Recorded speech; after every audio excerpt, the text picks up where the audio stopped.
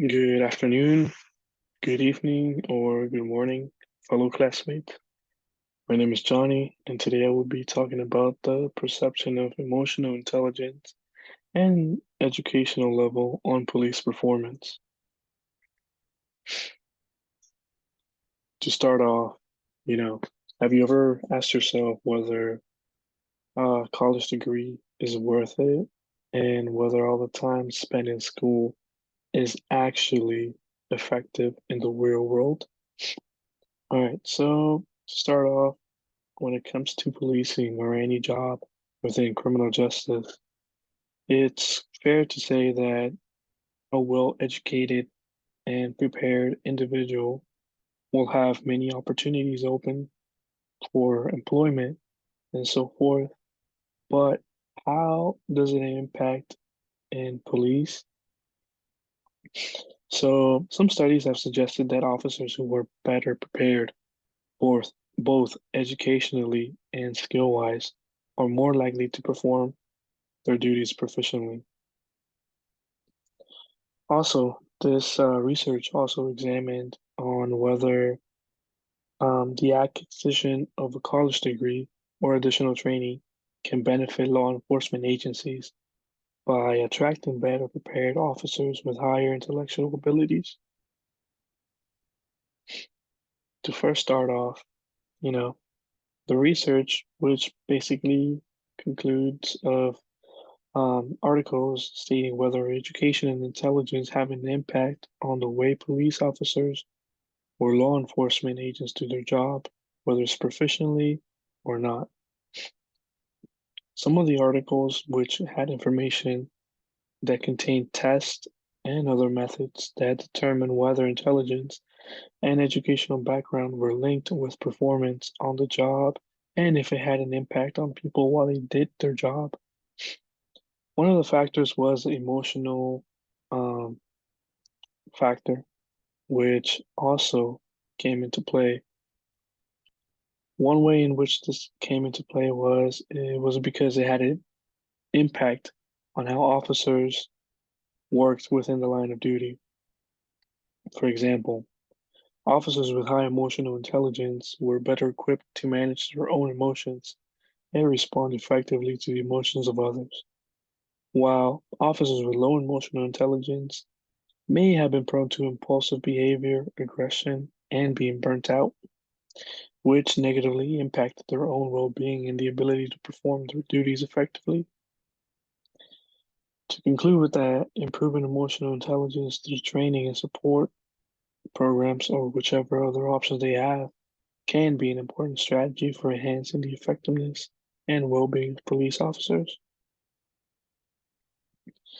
Literature continued, basically explained how some research concluded the emotional intelligence and educational um, levels are key factors in job performance and law enforcement. The selection of candidates who possess high levels of intelligence emotionally and cognitively were and are exceptional for the job and do their job effectively. One of the other studies showed that emotional intelligent individuals who have a coping mechanism against stress are more likely to perform their job in law enforcement way better than officers who aren't as resilient or, they tended to perform low due to their inability to deal with stress and other stressors while working. Among the other key issues related with this topic included the manner in which studies were conducted or which method the tests were done to determine whether or not this impact is actually true and whether or not the performance is linked with educational background and intelligence in terms of being emotionally um, intelligent. Also, additional factors were pretty much race, age, and gender, um, which supplied, you know, data to determine the impact on educational level and law enforcement.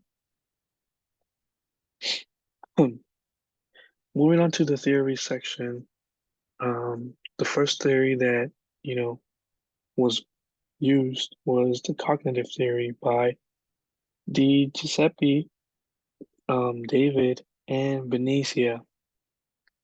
So what are these theories basically focused on? So this theory focuses on how individuals react in their environment and with people around them. Cognitive development impacts emotional expression and adaptive behavior, which can affect work efficiency. Reason why that's said is because, as it was mentioned previously, high cognitive intelligent individuals responded, you know, faster, efficiently, and in a way smarter to certain situations, whether it was stress or, you know, other emotional expressions throughout their line of duty. Following this is that intelligence is not only based on information retention, but also on the ability to control reactions to the environment, which is pretty much important on how a police officer reacts in the line of duty and does not take any step unnecessary, which can result in fatal outcomes such as death or other things. Lastly, cognitive development is crucial for emotional adaptiveness and especially for police officers who often face stressful situations. Some of the limitations of this theory basically were um, that there were other factors that pretty much affected police officers besides these theories. One of the factors being cultural, social backgrounds, personality traits, and environmental factors, which could just basically be, you know, basically their life, how others revolve around them or impact the way that they live. The theory also generalizes it that the relationship between cognitive development and emotional adaptiveness basically, every individual has them, and it may not be the case to an extent. So there needs to be more research conducted using this theory, um, you know, for its application in different contexts. The second theory was self-efficacy theory by Albert Bandura, which described an individual's belief in their ability to achieve specific goals or perform particular tasks. This can kind of relate to self-esteem, which is part of, emotional intelligence. Individuals with high self-efficacy are more likely to approach challenges with a positive attitude, persevere in the face of difficulties, and achieve success.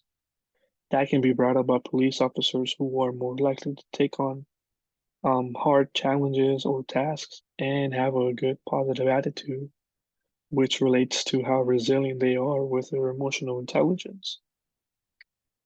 While self-efficacy theory has been useful for understanding human motivation and behavior, it's quite important to recognize its limitations, some of them being that it does not account for external factors that can influence an individual's success or failure, such as social support, access to resources, and environmental factors. This can pretty much link to whether or not an officer has had the opportunity to achieve a higher education or not, or whether it has other mental or I would say cognitive supports that allowed them to perform good. Also, self-efficacy can vary depending on the specific task or context, and individuals may have different levels of self-efficacy in different areas of their lives. Methodologies used were survey analysis and secondary data analysis. So for survey analysis, it's basically a research method in which data is collected through surveys or questionnaires in order to gather information from a vast number of participants. While a secondary data analysis is a research method in which data has already been collected by others and was analyzed to answer specific research questions. So the first methodology was used in race and police officers' perceptions of their performance. And it was a survey analysis which concluded of 217 police officers that were given a survey with 40 questions related to job performance. The second method was using the article assessing the worth of the college degree on self-perceived police officers' performance, which involved using data gathered by previous research to answer specific questions. And basically, in that study, researchers relied on reports of information, such as use of number of arrests, number of complaints, and job satisfaction, which pretty much concluded that higher education can have an impact on certain aspects of police officers' performance. On the ethics side, I pretty much use the IACP Code of Ethics to relate to how um, the significance of emotional intelligence had when it came to policing and the challenges faced by police officers in reacting to certain situations and how they perform their line of duty. There were pretty much two dilemmas that were discussed. The first dilemma was whether police officers need to be more educated and intellectually capable in order to fulfill their duties as a professional in the world, and whether educational level intelligence had an impact in the use of force while on duty. The second dilemma was whether or not a police officer's off-duty behavior should be taken into account when it comes to employment decisions, and whether it requires for them to be emotional intelligent in order to react properly to a situation to avoid escalation of violence. These were my references, and all I want to say is thank you so much for this. I hope you have a wonderful day. Bye bye.